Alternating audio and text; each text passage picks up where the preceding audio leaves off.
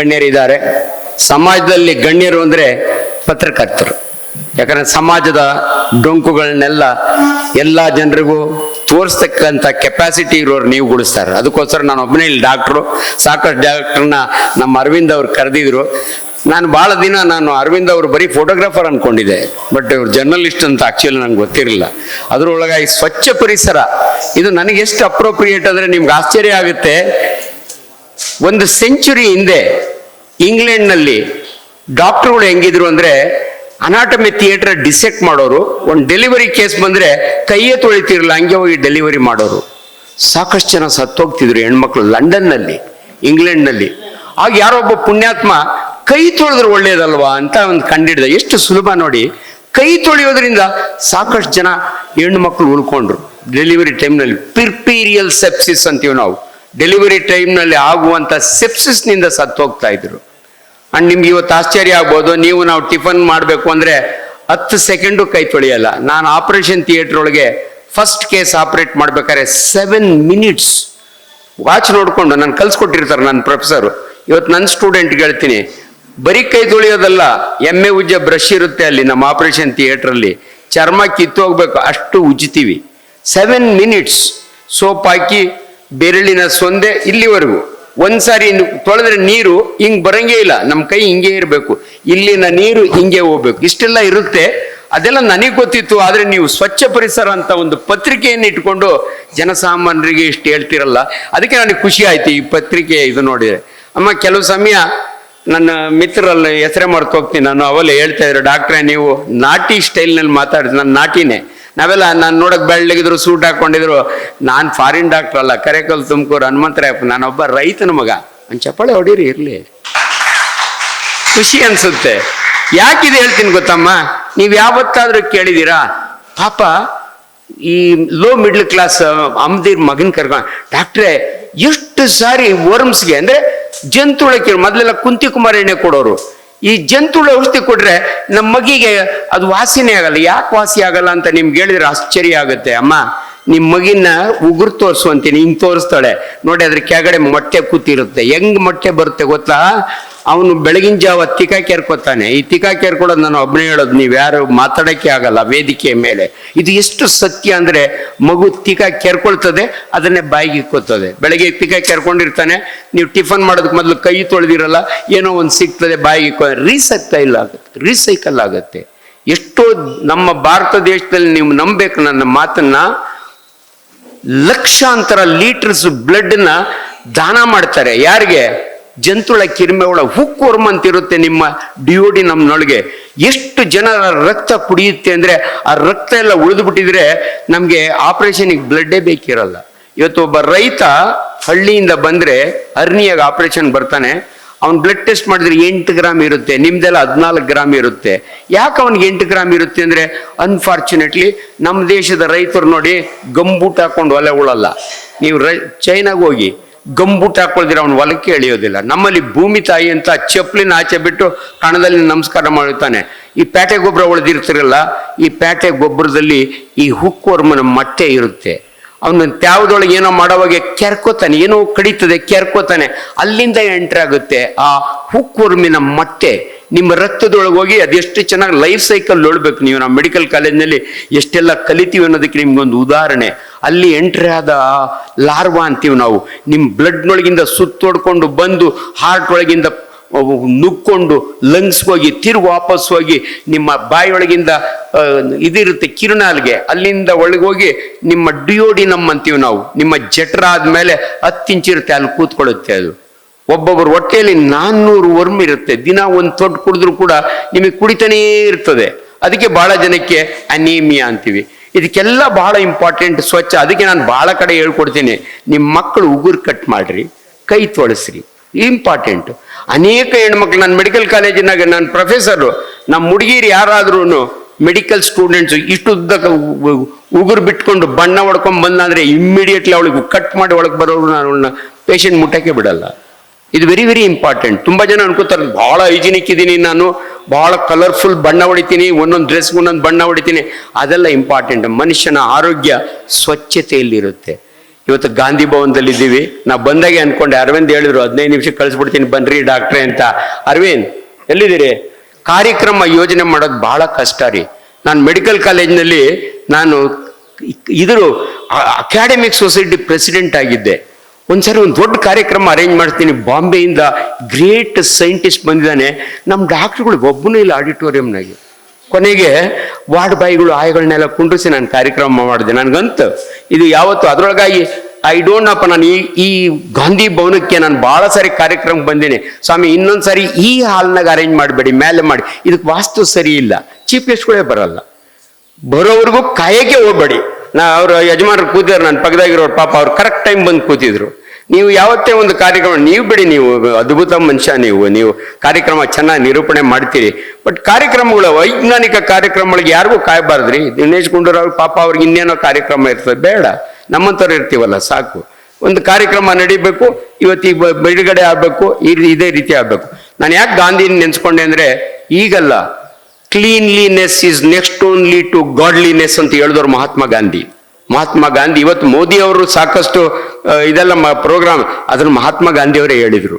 ಇಡೀ ಪ್ರಪಂಚದಲ್ಲಿ, ಅದರೊಳಗೆ ನಮ್ಮ ದೇಶದೊಳಗೆ ತಮಾಷೆನೂ ಮಾಡೋರು. ಅಮೆರಿಕ ಒಳಗೆ ಯಾವನಾದ್ರೂ ಬೇಲಿ ಸೈಡು ಕಕ್ಕ ಮಾಡ್ತಿದ್ದಾನೆ ಅಂದ್ರೆ ಅವನು ಅಂಬಾಸಡರ್ ಆಫ್ ಇಂಡಿಯಾ ಅಂತ ಅನ್ನೋರು. ಸೊ ನಮ್ಮ ದೇಶದಲ್ಲಿ ಮಾತ್ರ ಅಲ್ಲಂದ್ರೆ ಅಲ್ಲೇ, ಬೇರೆ ಯಾವ ದೇಶದಲ್ಲೂ ಕೂಡ ಓಪನ್ ಇಲ್ಲ ಸರ್. ಇವತ್ತು ಹಳ್ಳಿಗಳ ಕಡೆ ಇದು ಲೆಟ್ರಿನ್ ಕಟ್ಸಿದಾರಲ್ಲ, ಅದರಿಂದ ಎಷ್ಟು ಜನಕ್ಕೆ ಆರೋಗ್ಯ ಇಂಪ್ರೂವ್ ಆಗಿದೆ ಅಂದ್ರೆ ನಾನೊಬ್ಬ ವೈದ್ಯನಾಗಿ ನನಗೆ ಗೊತ್ತು. ಮೊದ್ಲಿಗೆಲ್ಲ ಮಕ್ಕಳು ಬಹಳ ಜನಕ್ಕೆ ತಪ್ಪು ಕಲ್ಪನೆ, ಬೆಲ್ಲ ತಿನ್ಬೇಡ ಕಣೋ ಜಂತುಳ ಆಗುತ್ತೆ ಅಂತ. ಬೆಲ್ಲಕ್ಕೂ ಜಂತುಳಕ್ಕೂ ಗೋಕುಲಾಷ್ಟಮಿಗೂ ಇಮಾಮ್ ಸಾಹಿಬಿಗೂ ಇರೋ ಸಂಬಂಧ. ಬೆಲ್ಲ ತಿಂದ್ರೆ ಜಂತುಳ ಆಗಲ್ಲ. ಮತ್ತೆ ಹೆಂಗ್ರಿ ಡಾಕ್ಟ್ರೆ? ನೊಣಗಳು ಇರ್ತವೆ, ಆ ನೊಣಗಳಿಗೆ ಮುಂಡೆವಕ್ಕೆ ಕಕ್ಕಸು ಇಷ್ಟ, ಬೆಲ್ಲನೂ ಇಷ್ಟ. ಮೊದ್ಲು ಕಕ್ಕದ ಮೇಲೆ ಹೋಗಿ ಕೂತ್ಕೋತ ಅಲ್ಲೇ ರೋಡ್ ಸೈಡ್ ಮಾಡಿರ್ತಾರ ಮಕ್ಕಳು, ಅಲ್ಲಿಂದ ಆ ಮೊಟ್ಟೆನ ಎತ್ಕೊಂಡ್ಬಂದು ಬೆಲ್ಲದ ಮೇಲೆ ಕುಂಡಿಸ್ತಾರೆ. ಬೆಲ್ಲನ ಯಾರು ತೊಳ್ಕೊಂಡಂತೂ ತಿನ್ನಲ್ಲ. ಸೊ ಆಕ್ಚುಲಿ ಕಾರಣ ಜಂತುಳದ ಮೊಟ್ಟೆ ಇರೋದು ಲೆಟ್ರಿನ್ ನಲ್ಲಿ, ಅದನ್ನ ಬೆಲ್ಲ ತಂದ ಮೇಲೆ ಕೊಡ್ತವೆ, ಮಕ್ಕಳು ಬೆಲ್ಲ ತಿಂತವೆ, ಜಂತುಳ ಆಗುತ್ತೆ. ನೋಡಿ, ವಿಜ್ಞಾನವನ್ನ ಕರೆಕ್ಟ್ ಆಗಿ ಗೊತ್ತಿಲ್ಲ ಅಂದ್ರೆ, ಇದನ್ನ ನಾನು ಈ ಕೆಲಸ ಮಾಡ್ತಿದ್ದೀನಿ. ನಾನೊಬ್ಬ ಒಳ್ಳೆಯ ರೈತನ ಮಗನಾಗಿ ಯಾಕೆ ಎಲ್ಲ ಕಾರ್ಯಕ್ರಮಕ್ಕೆ ಹೋಗ್ತೀನಿ ಅಂದ್ರೆ, ಇಂಥ ಒಂದು ಸರಳ ವಿಚಾರವನ್ನು ತಿಳಿಸ್ಲಿಕ್ಕೆ ನನಗೊಂದು ವೇದಿಕೆ. ಸಾಕಷ್ಟು ಜನ ಮಕ್ಕಳಲ್ಲಿ ಇದ್ದಾವೆ, ಬೆಲ್ಲ ತಿನ್ನಕ್ಕೆ ಬಿಡೋದಿಲ್ಲ. ಬೆಲ್ಲನ ಖುಷಿಯಿಂದ ತಿನ್ಬೇಕು. ನಿಮ್ಮ ಮಕ್ಕಳು ಕ್ಯಾಡ್ಬರೀಸ್ ತಿನ್ನೋದ್ರ ಬದಲು ಚಿಕ್ಕಿ, ಎಷ್ಟು 8 ರೂಪಾಯಿಗೆ 8 ಹಣ ಒಂದು ನಾವೆಲ್ಲ ಚಿಕ್ಕ ಹುಡುಗರಾಗಿದ್ದಾಗ ಪಾಪಿನ ಪಪ್ಪು ಅಂತ ಮಾರೋರು. ನಮ್ಮ ಅಮ್ಮನ ಚೌಲಿ ಗಿವ್ಲಿ ಕೂದಲಿದ್ರೆ ಅದನ್ನ ಕೊಟ್ರೆ ಅವ್ನು ಕೊಡೋನು. ಅಮ್ಮ ಅದನ್ನ ತಿಂದ್ರೆ ಮಕ್ಕಳ ಆರೋಗ್ಯ ಇಂಪ್ರೂವ್ ಆಗುತ್ತೆ. ಗಸಗಸೆ ಇರುತ್ತೆ, ಕಡಲೆ ಬೀಜ ಇರುತ್ತೆ, ಬೆಲ್ಲ ಇರುತ್ತೆ, ಒಂದ್ರಾಗ ಐರನ್ ಇರುತ್ತೆ, ಒಂದ್ರಾಗ ಕ್ಯಾಲ್ಸಿಯಂ ಇರುತ್ತೆ. ಕ್ಯಾಡ್ಬರೀಸ್ನಾಗ ಏನೂ ಇರಲ್ಲ, ಮಣ್ಣಗಡ್ಡೆ, ದುಡ್ಡು ಜಾಸ್ತಿ ಹೋಗುತ್ತೆ ಅಷ್ಟೇನೆ. ಸೊ ಇಂಥ ವಿಚಾರಗಳನ್ನ ತಿಳ್ಕೊಳ್ಳೋದ್ರಲ್ಲಿ ಇದು ಬಹಳ ಇಂಪಾರ್ಟೆಂಟ್. ಇದ್ರಲ್ಲಿ ನಾನು ಓದಿಲ್ಲ, ಇನ್ಮೇಲಾದ್ರೂ ಓದ್ತೀನಿ. ಸ್ವಚ್ಛ ಪರಿಸರ, ಸ್ವಚ್ಛತೆ ಎಲ್ಲದರಲ್ಲೂ ಇರಬೇಕು. ಆರೋಗ್ಯದಲ್ಲಿ, ಆಹಾರದಲ್ಲಿ. ಇವತ್ತು ನಮ್ಗೆ ಎಷ್ಟು ಕಷ್ಟ ಆಗ್ಬಿಡುತ್ತೆ ಅಂದ್ರೆ, ಹೆಣ್ಣಿನ ಮೂಲ, ಋಷಿಯ ಮೂಲ, ನದಿಯ ಮೂಲ ನೋಡ್ಬೇಡಿ ಅನ್ನೋರು. ಯಾಕಂದ್ರೆ ಗೊತ್ತಿಲ್ಲ, ಕಳ್ಳ ಆಗಿದ್ದವನು ಋಷಿ ಆಗಿರ್ತಾನಂತೆ. ಇವತ್ತು ದಯವಿಟ್ಟು ಆಹಾರ ಮೂಲ ನೋಡ್ಬೇಡಿ. ನೀವು ನೋಡ್ಬಿಟ್ರೆ ತಿನ್ನಕ್ಕೆ ಮನ್ಸಾಗಲ್ಲ. ಅಲ್ಲಿ ಎಂತೆಂಥ ಕಡೆ ಆ ಪಾಪಿನ ನೀವು 5 ಸ್ಟಾರ್ ಹೋಟ್ಲೊಳಗೆ ಕಾಲೊಳಗೆ ಆಲೂಗಡ್ಡೆ ತೊಳೆದು ಅದನ್ನ ನೀಟಾಗಿ ಮಾಡಿ ನಿಮ್ಗೆ ತಂದು ಕೊಡ್ತಾರೆ ಅಂದ್ರೆ ನೀವು ಏನು ಅನ್ಬೇಕು? ಇನ್ನೊಂದು ಎಕ್ಸಾಂಪಲ್ ಹೇಳಿ ನಾನು ಮಾತು ಮುಗಿಸ್ತೀನಿ. ಲೇಂಡರ್ ಪೀಸ್, ಇಂಟರ್ನ್ಯಾಷನಲ್ ಟೆನಿಸ್ ಪ್ಲೇಯರ್. ಅವನು ಈಸ್ ಎ ವೆಜಿಟೇರಿಯನ್ ಫೆಲೋ, ಅವ್ನು ನಾನ್ ವೆಜಿಟೇರಿಯನ್ ತಿಂತ ಇಲ್ಲ. ಅವನಿಗೆ ಸಿಸ್ಟಿಕ್ ಸರ್ಕೋಸಿಸ್ ಅಂತ ಆಗುತ್ತೆ. ಈ ಸಿಸ್ಟಿಕ್ ಸರ್ಕೋಸಿಸ್ ಅಂದ್ರೆ ಯಾರಿಗಾಗುತ್ತೆ ಅಂದ್ರೆ, ಹಂದಿ ಮಾಂಸ ತಿನ್ನೋರಿಗೆ ಮಾತ್ರ ಇದು ಸಿಸ್ಟಿಕ್ ಸರ್ಕೋಸಿಸ್ ಆಗೋದು. ಅಂದ್ರೆ ಹಂದಿ ಹೊಟ್ಟೆ ಒಳಗೆ ಟೇಪ್ ವರ್ಮ್ಸ್ ಇರ್ತವೆ, ಇದು ಅದರ ಮಾಂಸದಲ್ಲೂ ಇರ್ತವೆ, ಅಂದ್ರೆ ಅದ್ರ ಮೊಟ್ಟೆ ಇರ್ತವೆ. ನಿಮಗೆ ಸಿಂಪಲ್ ಎಕ್ಸಾಂಪಲ್, ಇದನ್ನ ಹೆಂಗೆ ಎಷ್ಟು ಇಂಪಾರ್ಟೆಂಟ್ ಅನ್ನೋದಕ್ಕೆ ನೀವು ನೋಡಿ, ಫಿಟ್ಸ್ ಕಾಯಿಲೆ ನೋಡಿರ್ತೀರಿ. ಫಿಟ್ಸ್ ಯಾಕೆ ಬರುತ್ತೆ? ನಾವು ಕೇಳೋದು 2 ಪ್ರಶ್ನೆ. ಯಾವಾಗನ ತಲೆಗೆ ಏಟ್ ಬಿದ್ದಿತ್ತಾ ಅಂತ ಕೇಳ್ತೀವಿ. ಯೂಶಲಿ ನೆನಪಿರೋದಿಲ್ಲ. ನನ್ನ ಹತ್ರ ಒಂದು ಹುಡುಗಿ ಬಂದ್ಲು, 16 ವರ್ಷದವಳು, ಗಾಯತ್ರಿ ನಗರದ ಹುಡುಗಿ, ನನ್ನ ಮಮತಾ ನರ್ಸಿಂಗ್ ಹೋಮ್ಗೆ ಬಂದಾಗ, ಡಾಕ್ಟ್ರೆ ಅವರಮ್ಮ, ಡಾಕ್ಟ್ರೆ ನನ್ನ ಮಗಳಿಗೆ 15 ದಿವಸದಿಂದ ಫಿಟ್ಸ್ ಬರ್ತಾ ಇದೆ ಡಾಕ್ಟ್ರೆ. ಫಿಟ್ಸ್ ನಿಮಗೆಲ್ಲ ಗೊತ್ತು, ಒದರ್ತಾರೆ, ಹಿಂಗೆ ಕಾನ್ಶಿಯಸ್ ಇರಲ್ಲ, ನಾಲ್ಗೆ ಕಚ್ಕೋತಾರೆ. ನಾನು 2 ಪ್ರಶ್ನೆ ಅವಳು ಕೇಳಿದ್ದು, ಅಮ್ಮ ತಲೆಗೆ ಏಟ್ ಬಿದ್ದಿದೆ ಅವಳು ಚಿಕ್ಕ ಹುಡುಗಿ, ಗೊತ್ತಿಲ್ಲ ಡಾಕ್ಟ್ರೆ ಎಂದು. ನೀವು ವೆಜಿಟೇರಿಯನ್ಸು ನಾನ್ ವೆಜ್? ನಾವು ಗೌಡ್ರು ಡಾಕ್ಟ್ರೆ, ಮಾಂಸ ಎಲ್ಲ ತಿಂತೀವಿ ಅಂದ್ಲು. ನೆಕ್ಸ್ಟ್ ನನಗೆ ಇಂಪಾರ್ಟೆಂಟ್ ಆಸ್ ಎ ಸರ್ಜನ್, ಅಮ್ಮ ನೀವು ಹಂದಿ ಮಾಂಸ ತಿಂತೀರಾ?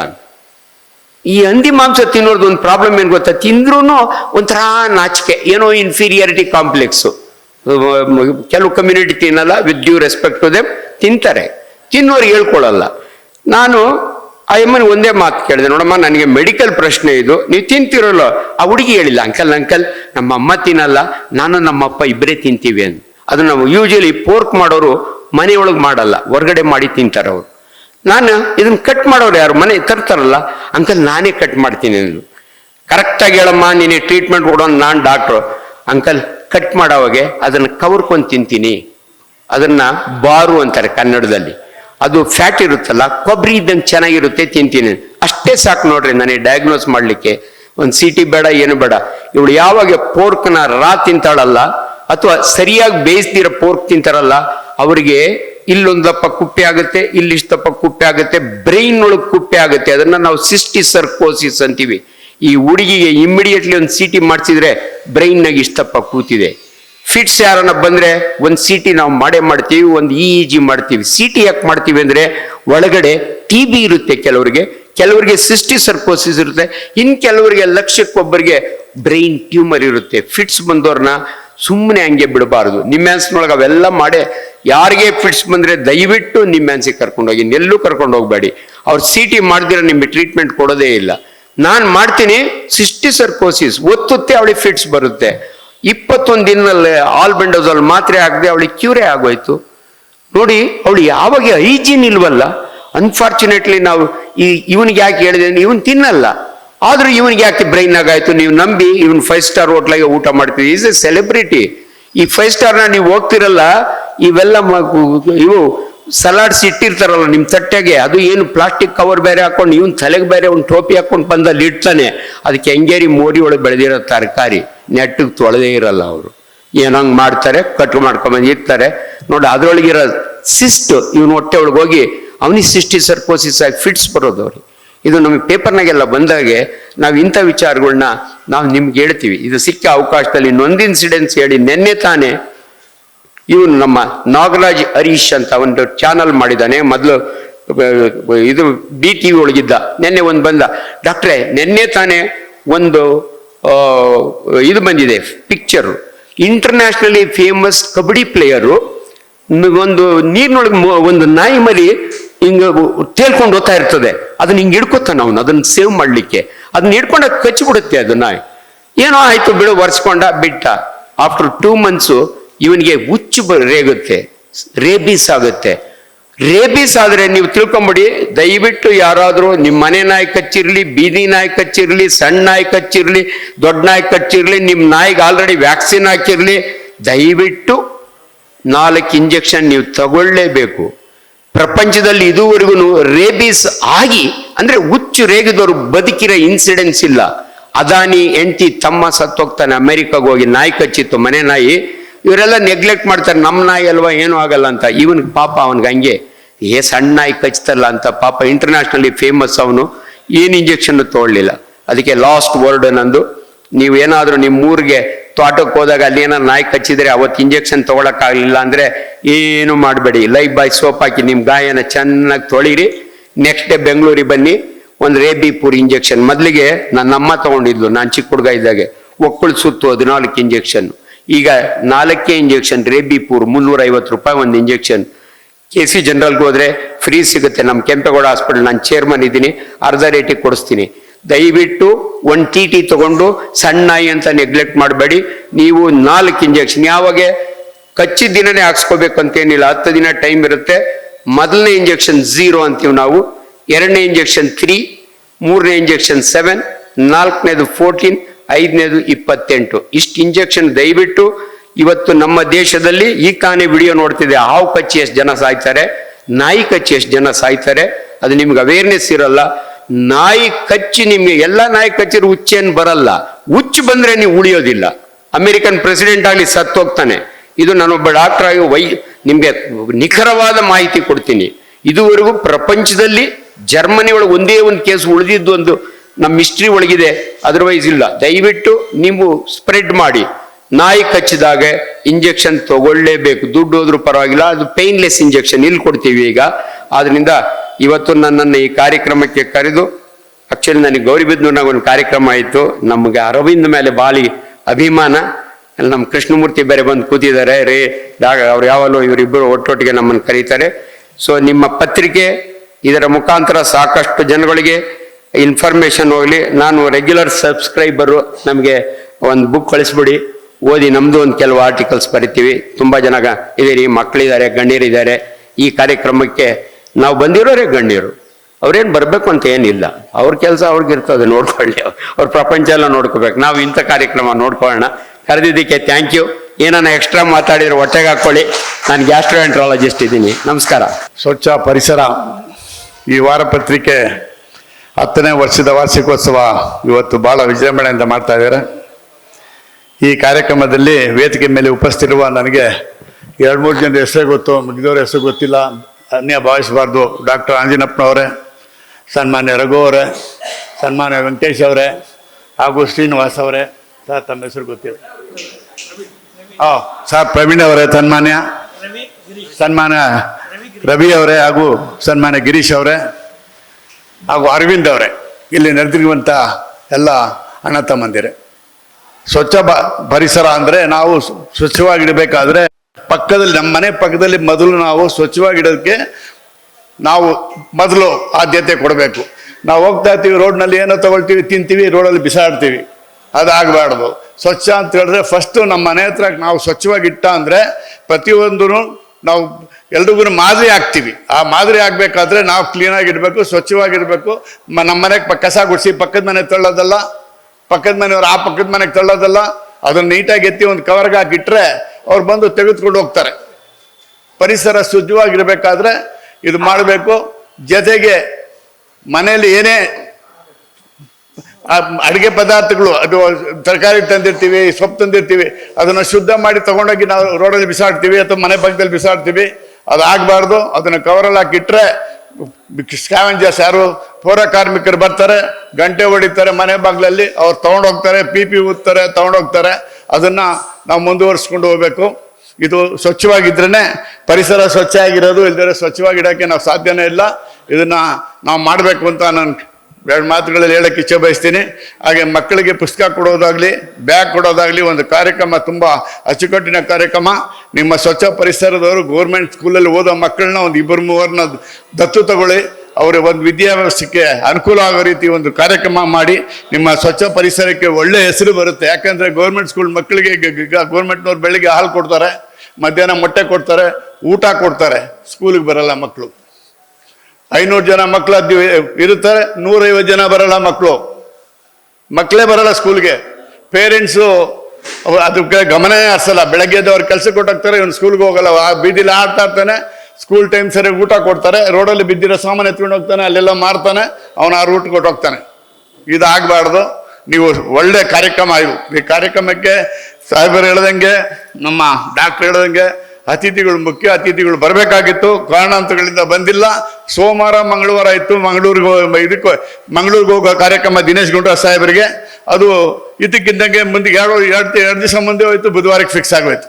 ಅದಕ್ಕೆ ಅವ್ರಿಗೆ ನೆನೆ ನಮ್ಮ ಅರವಿಂದ್ ಅವ್ರಿಗೆ ಸಾರಿ ಕೇಳಿದ್ದಾರೆ ನಮ್ಮ ಸಾಹೇಬರು, ಬರೋಕ್ಕಾಗಲ್ಲಪ್ಪ ನೀನು ಮಾಡು ಅಂತೇಳಿ. ರಿಜ್ವಾನ್ ಸಾಹೇಬ್ರು ಬಂದೇ ಬರ್ತಾರೆ, ಕಾರಣ ಗೊತ್ತಿಲ್ಲ ನನಗೆ. ಯಾವತ್ತೂ ಒಂದಕ್ಕೂ ಮಿಸ್ ಮಾಡಿದ್ದೇ ಇಲ್ಲ.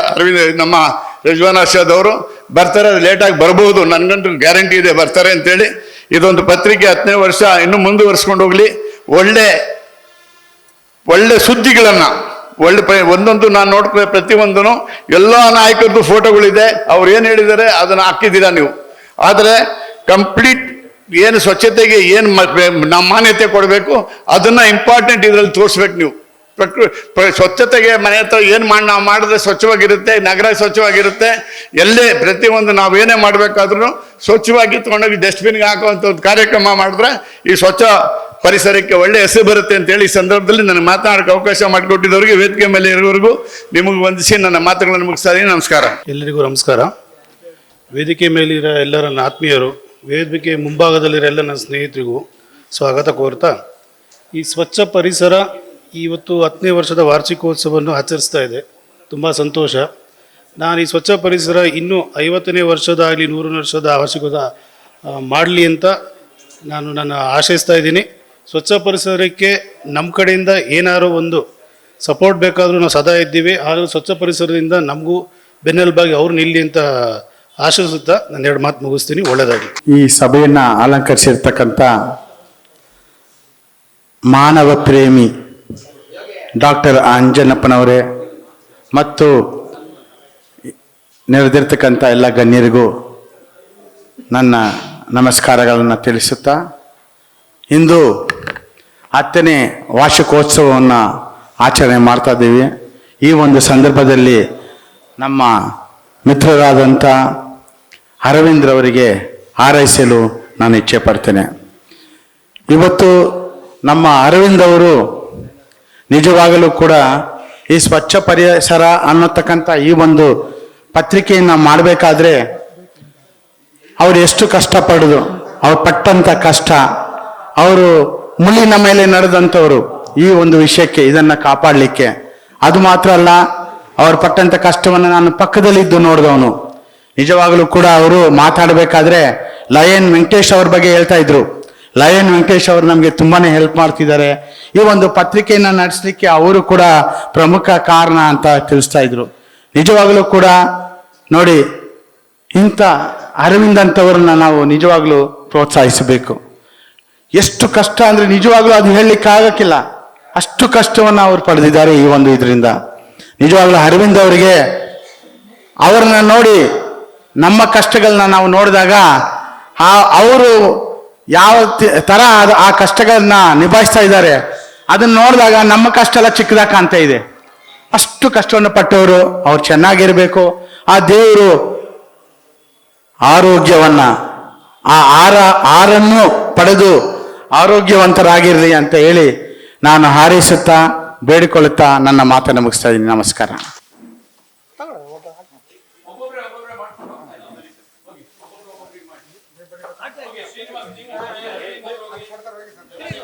ಅರವಿಂದ್ ಅವರು ಹೋಗಿ, ರಘುರಾಮ್ ಅವರು ಹೋಗಿ, ದಯವಿಟ್ಟು ಬನ್ನಿ ನೀವೆಲ್ಲ. ರಘುರಾಮ್ ಕೃಷ್ಣ,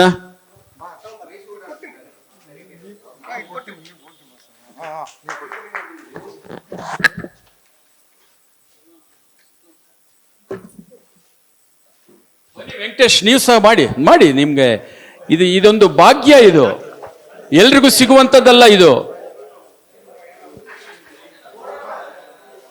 ಬನ್ನಿ, ಆ ಕಡೆ ಬನ್ನಿ.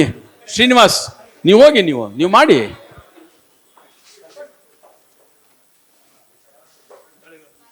ಸಾಧಕರು ಅಂದ್ರೆ ಸುಮ್ಮನೆ ಅಲ್ಲ, ಅವರು ತ್ಯಾಗಮಯ ಜೀವನ. ಅವ್ರು ನಿಜಕ್ಕೂ ಡಾಕ್ಟರ್ಸ್ಗಳಂತ ಹೇಳಿದ್ರೆ ಒಂದು ಯಾವುದೇ ತರದ್ದು ಸ್ವಾರ್ಥ ಇಲ್ಲದೆ ಮಾಡ್ತಾ ಇರ್ತಕ್ಕಂಥ ಸೇವೆ. We have to recognise their services.